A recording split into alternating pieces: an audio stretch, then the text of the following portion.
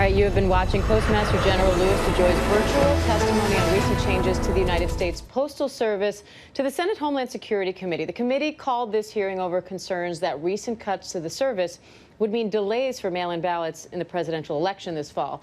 Now, the Postal Service says they are ready and able to handle that election mail. Joining us now is Cornell University professor Rick Geddes, who studies the U.S. postal system. Professor Geddes, thanks for joining me today. Thanks for inviting me. We're glad to have you. Now, the big question going into this was, is the Postal Service going to reverse those recent cutbacks as opposed to just stopping them? And it appears the answer is no. Let's listen to DeJoy addressing the closing of post offices and cutting down on mail sorting machines. Will you commit there will be no post office closures or suspensions before November 3rd? I confirm post office closures was not a directive I gave. That was around before I got here. There's a process to that. When I found out about it, and it had the reaction that we did, I've suspended that till after the election.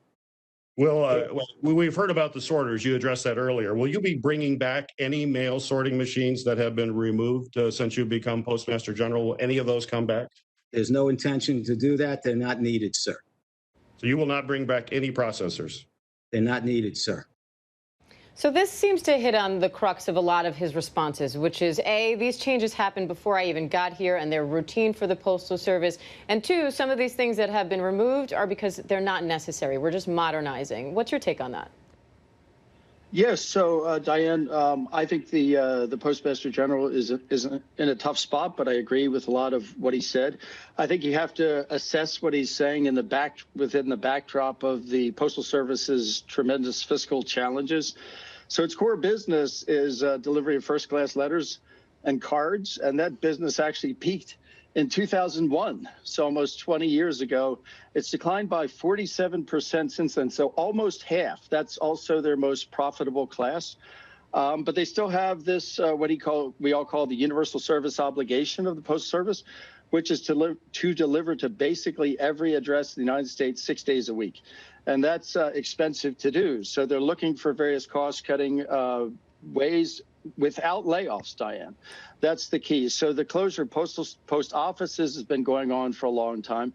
I think we also should note that the sorting machines issue is a regional manager issue. You know, not the decision to remove every sorting machine goes through L'Enfant Plaza in Washington is on the Postmaster General's desk. But I think he's doing the right thing in terms of putting a stop or slowing down some of those processes prior to the election, Diane, because I think the optics of that are very bad. For the Postal Service, it was created in 1970 to be an independent agency within the executive branch, so independent, of politics, hopefully. And I think he's doing a good job in terms of putting the brakes on some of those things. I think we also should keep in mind that the removal of the blue collection boxes that we're all familiar with has been ongoing for 10 years.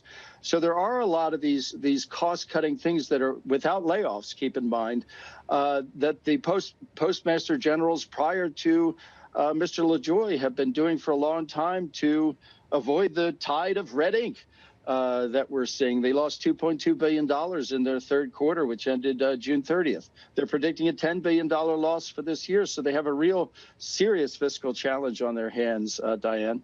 They sure do. And, one of the things that he points to is mail being down, but packages being up. So they're trying to get rid of these sorting machines to make more room to process the packages, because that's where things are heading.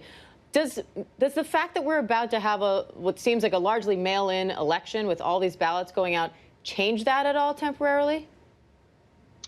Well, it's a good question. My guess is the sorting machines, I'm not an expert on sorting machines, but they're mostly to handle flat matter. I think most parcels need to be sorted by hand.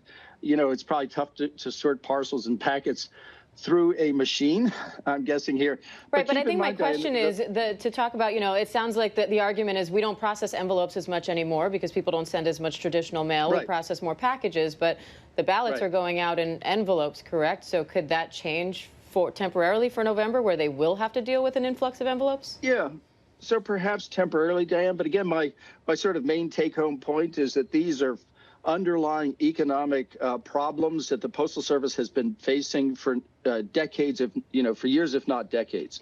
So those decisions about they are multi-million-dollar giant sorting machines, and the regional managers have been looking, for ways to keep costs down for a long time.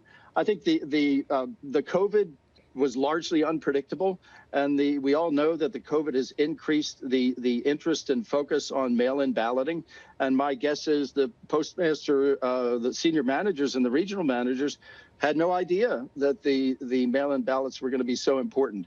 In other words, it was an issue that came up on the Postal Service very quickly, I think, Diane, and they're kind of having to scramble, particularly, as I said, about the optics. But the idea of, removing or reducing the number of sorting machines that sort first-class mail that's down by almost half, is an old management decision, I'm sure.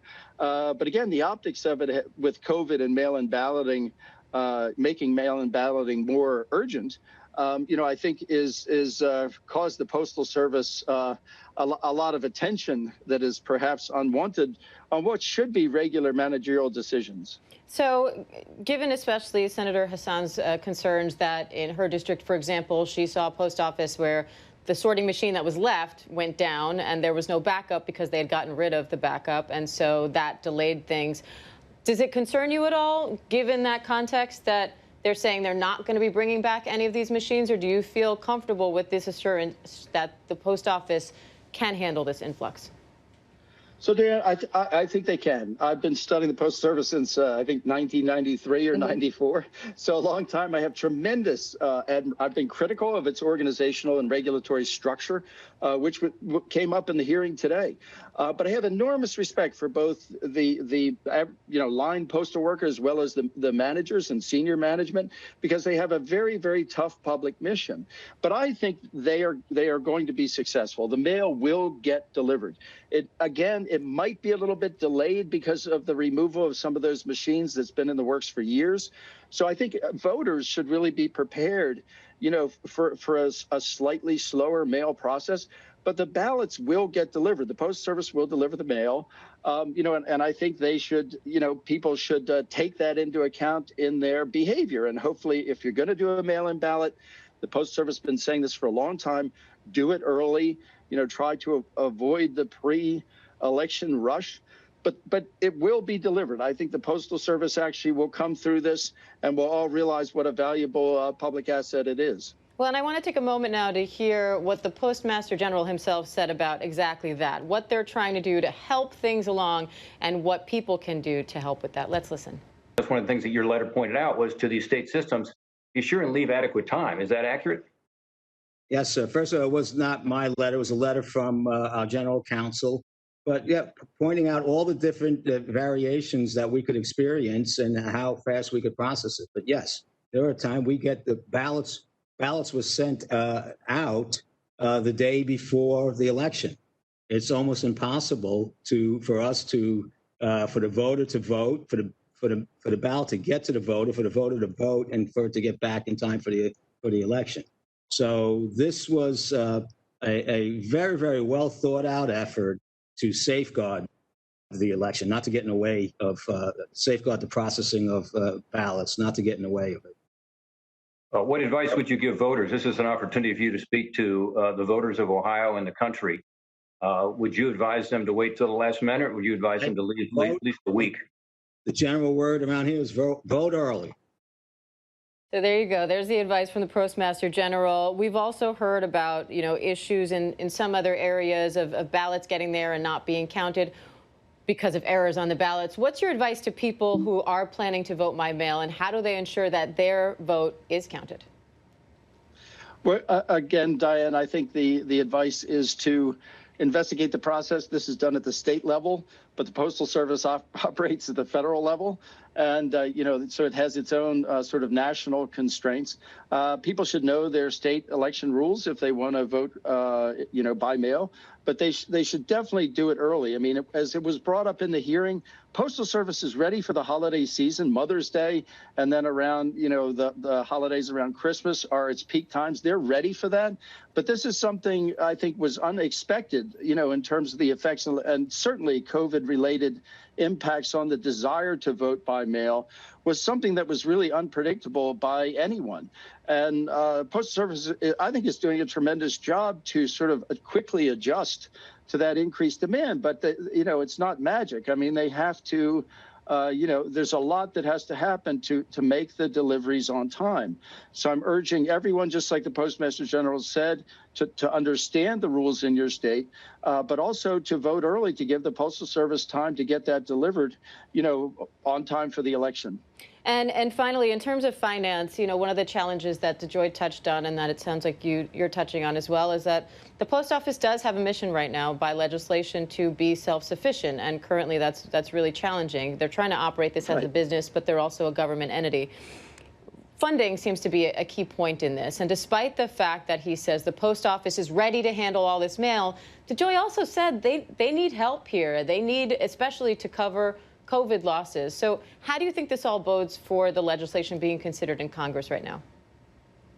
So Diane, in kind of a perverse way, I'm actually happy that the Postal Service is getting all this attention, because people who study the issue have known for years that it's in a serious fiscal bind, and the underlying economics of Postal Services, it makes it very difficult to meet that break-even requirement that you mentioned. So I think, what the taxpayers are going to be giving the Postal Service more money, whether it's to cover the COVID-related losses or other losses. But I think what they should demand, Diane, is that we bring our postal policy and regulation up to what just about every other developed country I'm aware of has done in terms of reform. And that's liberalizing. So that's basically giving Postal Service management and senior management more control over how they run the Postal Service, subject to the fact that they meet that USO that I mentioned, which is the Universal Service Obligation. That should be precisely defined in law. It's not precisely defined right now. And then Congress should compensate the Postal Service for the losses. So you recall Postmaster General DeJoy, he called it an unfunded mandate.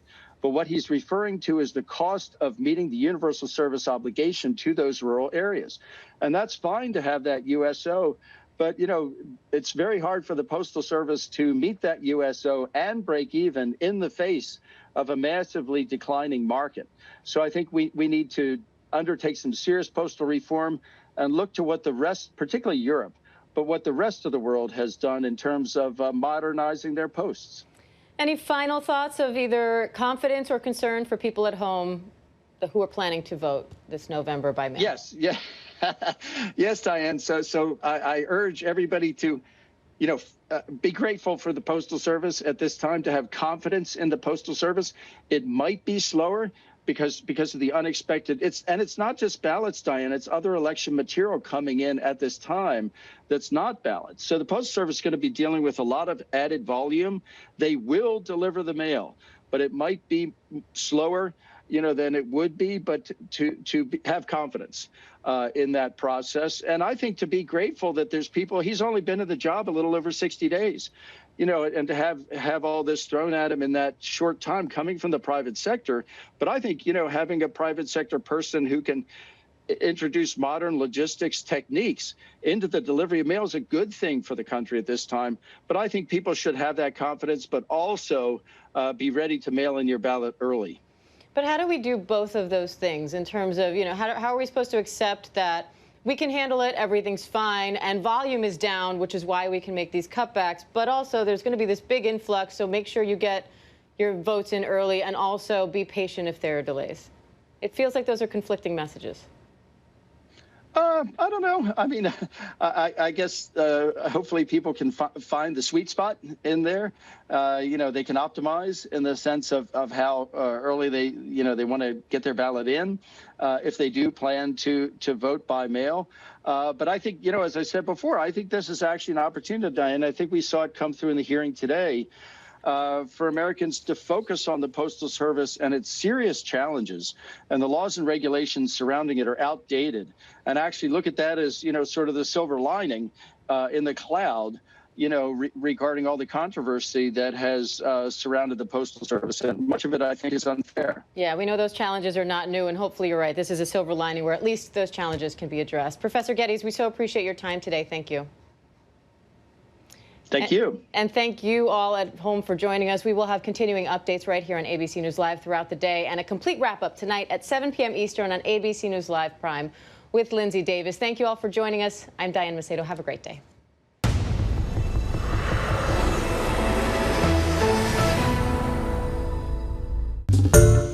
Hi everyone, George Stephanopoulos here. Thanks for checking out the ABC News YouTube channel. If you'd like to get more videos, show highlights, and watch live event coverage, click on the right over here to subscribe to our channel, and don't forget to download the ABC News app for breaking news alerts. Thanks for watching.